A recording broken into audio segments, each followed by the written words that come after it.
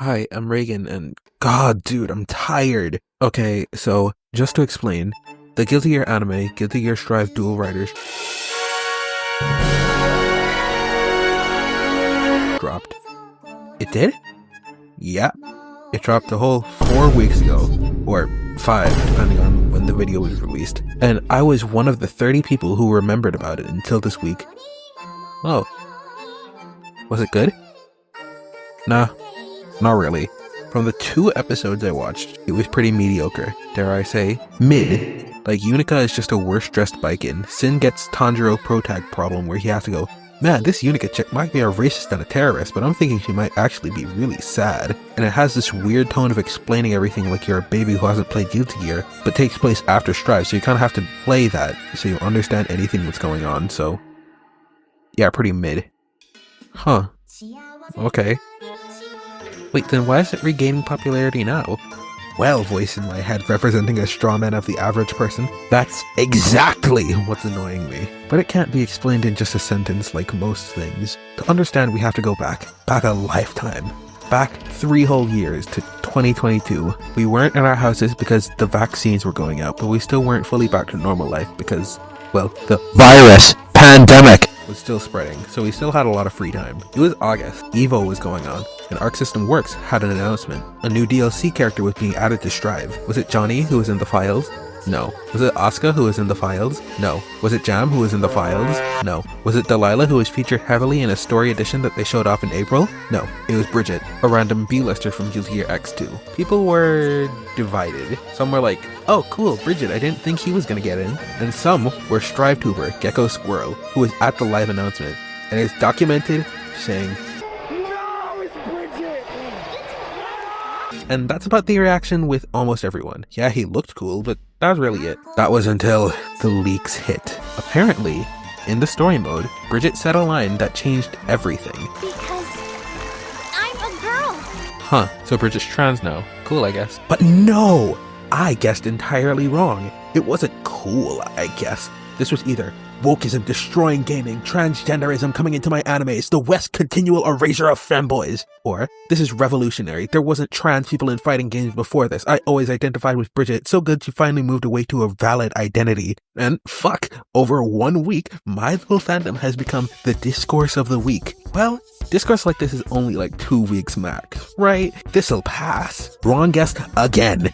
Because the femboy erasure guys, who we'll be calling the Mensheviks, started to complain. Then the this is the only trans character ever guys, who we'll call the Bolsheviks, started to complain about the Mensheviks complaining. So much so that this eventually became mainstream. So the Mensheviks went, this is only the English localization, the Japanese version doesn't have this, and Japanese people still call Bridget a guy.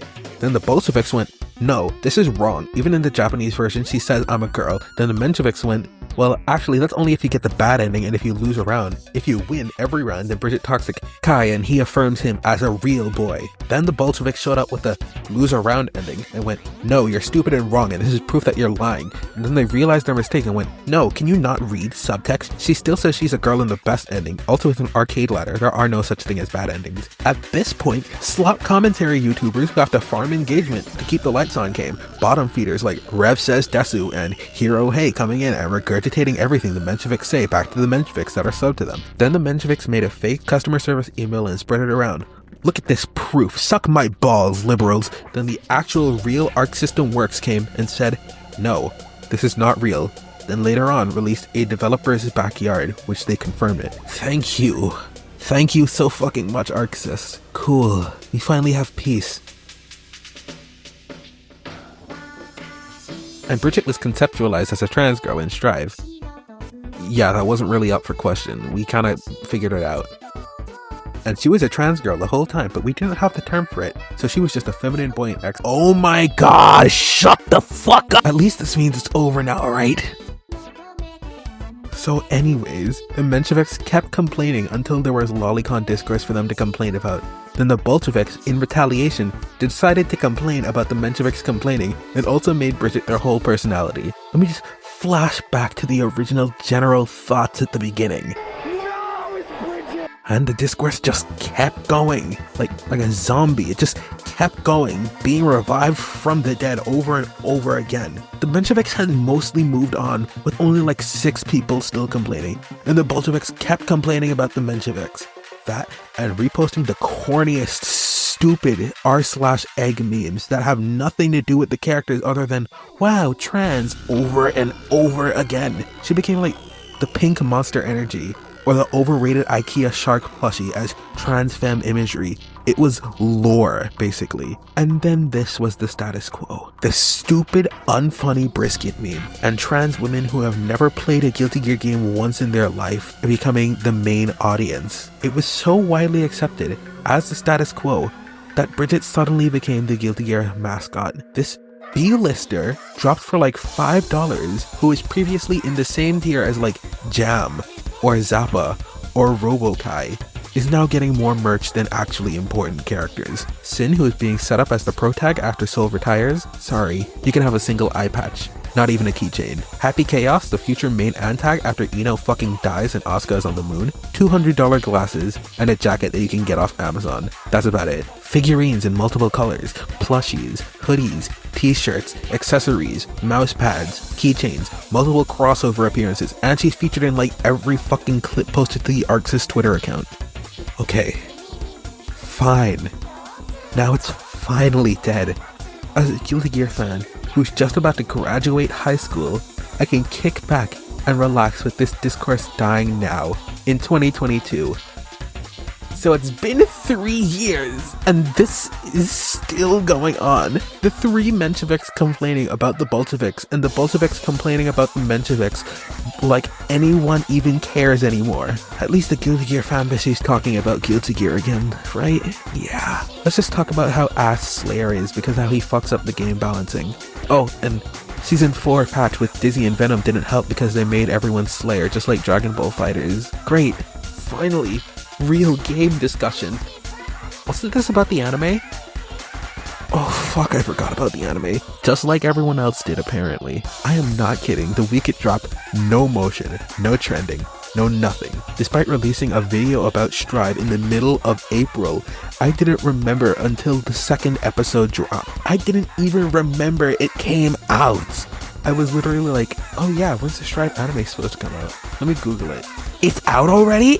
So I watched it. I was just unimpressed from what I saw. Besides from the spectacle fights, it just lacked the luster that I expect from this series. Sort of like BlazBlue Ultra Memory, or like Senran Kagura Ninja Flash, but it was a direct sequel to Strive, not a retelling, like Ninja Flash or Ultra Memory. So, even more disappointing. So I dropped it. Maybe I'd come back when it's finished and I could get the whole picture. Maybe it gets better later on. I guess that was my mistake. So in episode 4, Bridget, who already got her screen time by saving a random ass kid in episode 2, is back again. This minor character gets random fan service and then gets the heart-to-heart with our main villain Unica, explaining her trans journey in a way that's slightly less rushed than in the games. Great. The Bolsheviks are finally getting an imaginary win over the 3 Mensheviks that even care anymore. These real Guilty Gear fans coming back only to talk about this one character have revived this dead-ass anime. Now that Bridget's on screen talking about being trans again, now there's finally hype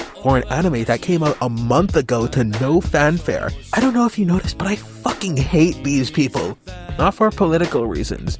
Trans people are real and cool, but rather because these people pretend to give a fuck about Guilty Gear. Same thing was an issue 3 years ago with both Mensheviks and Bolsheviks making Guilty Gear mainstream because of one character, while they both pretended like they were actually always secret Guilty Gear fans. And if you dare speak against this, then you are the fakest one of them all. I can't say this character is overexposed and her writing was poorly handled in Strive. Aside from revealing that she was trans with zero build-up, giving more time to Bridget in this anime than Jacko, who was massively important to Strive, should be a criminal offense without the Bolsheviks saying that I'm transphobic. But I guess I'm not even a real Guilty Gear fan. Okay, hey, time for a little quiz.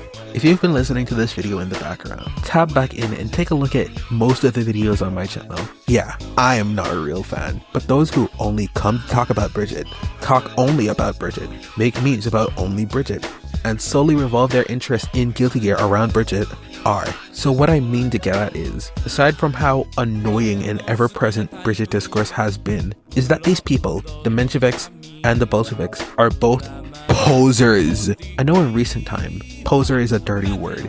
You can't just call people posers because it's elitist and gatekeepy. But it's the truth. Gates are there for a reason, you know. If because of Bridget you actually went out and started playing Guilty Gear, then you're not a poser, you're a rookie. If you're a Guilty Gear fan who only plays Strive when you have free time, then you're not a poser, you're a casual. Neither are wrong. But if you're only into Guilty Gear because of Bridget, you only mention Guilty Gear in context of Bridget, you only create Bridget content and no one else, then you are a poser, a wannabe, a tryhard, a faker, and most importantly, a grifter. And that's my issue. Posers and grifters are the people that decide when Guilty Gear is popular, because that's the majority of the fan base. People who will soy face and point at the screen when Bridget talks about being trans again to get a one-up on other posers, making this anime no one talks about actually trend for 3 hours. These people aren't fans of Guilty Gear, they're fans of Bridget, and you don't have to know a thing